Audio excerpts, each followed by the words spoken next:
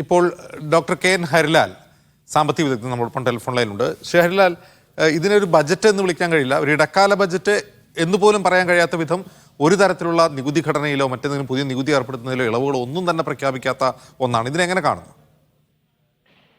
ഈ ഇടക്കാല ബജറ്റില് ഒരു ഫുൾ ബജറ്റിന്റെ രീതിയിലുള്ള അനൗൺസ്മെന്റ്സ് ഉണ്ടാവില്ല എന്നുള്ള ഒരു പക്ഷമുണ്ടായിരുന്നു. പക്ഷേ തെരഞ്ഞെടുപ്പ് വർഷത്തിൽ തെരഞ്ഞെടുപ്പിന്റെ ഒരു പ്രത്യേകത കണക്കിലെടുത്ത് ഇതേ മുന്നണി തന്നെ പീയൂഷ് ഗോയലിന്റെ ബജറ്റിൽ പറഞ്ഞതുപോലെ കുറേയധികം ജനോപകാരപ്രദമായ അല്ലെങ്കിൽ ജനങ്ങളെ സ്വാധീനിക്കാൻ കഴിയുന്ന കുറേയധികം പ്രഖ്യാപനങ്ങൾ ഉണ്ടാവുമെന്ന് പ്രതീക്ഷിച്ചിരുന്നു. ഈ ഒരു തെരഞ്ഞെടുപ്പ് വേളയിലെങ്കിലും കൃഷിക്കാർക്കും തൊഴിലാളികൾക്കും അതുപോലെ തന്നെ സ്ത്രീകൾക്കും ഒക്കെ സഹായകരമായിട്ടുള്ള അനൗൺസ്മെന്റ് ഉണ്ടാവും എന്ന് പ്രതീക്ഷിച്ചിരുന്നു. പ്രത്യേകിച്ചും ഈ സാധാരണ രീതിയിലുള്ള ബജറ്റുകളിൽ ആ തരത്തിലുള്ള പ്രഖ്യാപനങ്ങൾ ഉണ്ടാവാതിരിക്കുമ്പോൾ ഈ സ്റ്റോക്ക് മാർക്കറ്റിനെയും അതുപോലെ തന്നെ കോർപ്പറേറ്റുകളെയൊക്കെ മാത്രം സന്തോഷിപ്പിക്കുന്ന ബജറ്റുകളൊക്കെ അവതരിപ്പിച്ചതിന് ശേഷം ജനങ്ങളെ അഭിമുഖീകരിക്കാൻ പോകുന്ന ഒരു സന്ദർഭത്തിൽ ജനങ്ങളെ ഓർക്കുക, കൃഷിക്കാരെ ഓർക്കുക, തൊഴിലാളികളെ ഓർക്കുക, ആ തരത്തിലുള്ള നടപടികൾ വരും എന്നുള്ളൊരു പ്രതീക്ഷ ഉണ്ടായിരുന്നു.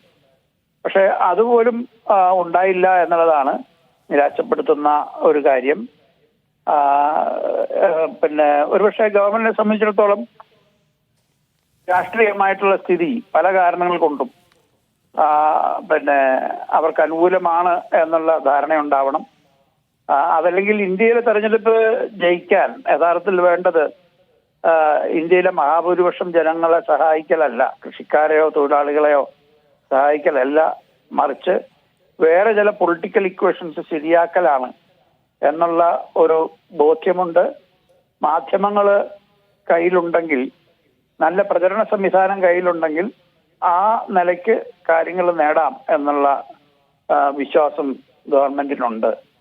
അതുകൊണ്ട് പിന്നെ കോർപ്പറേറ്റുകളെ നിരാശപ്പെടുത്താത്ത, അതുപോലെ തന്നെ ഇന്റർനാഷണൽ ഏജൻസികളെ നിരാശപ്പെടുത്താത്ത, നമ്മുടെ ധനക്കമ്മിയും അതുപോലെ റവന്യൂ കമ്മിയും ഒക്കെ കൺട്രോളിൽ നിർത്തുന്ന, ധനദൃഢീകരണം ഫിസ്ക്കൽ കൺസോളിഡേഷൻ ഒക്കെ ഉറപ്പാക്കുന്ന തരത്തിലുള്ള നിലപാടാണ് ഈ ബജറ്റിൽ കാണുന്നത്. അതായത് ഗവൺമെന്റ് സ്റ്റോക്ക് മാർക്കറ്റിനെ അതുപോലെ തന്നെ കോർപ്പറേറ്റുകളെ, ഇന്റർനാഷണൽ ഇൻവെസ്റ്റേഴ്സിനെ ഒക്കെ അവരോടുള്ള കമ്മിറ്റ്മെന്റ്, അവരുടെ കോൺഫിഡൻസ് അത് നിലനിർത്തുന്ന കാര്യത്തിൽ തെരഞ്ഞെടുപ്പ് കാലത്ത് പോലും ഒരു വിട്ടുവീഴ്ചയ്ക്ക് തയ്യാറല്ല എന്നുള്ളത് ഉറക്കെ പ്രഖ്യാപിക്കുന്ന, അവരെ ഹാപ്പിയാക്കുന്ന ഒരു ബജറ്റാണ്.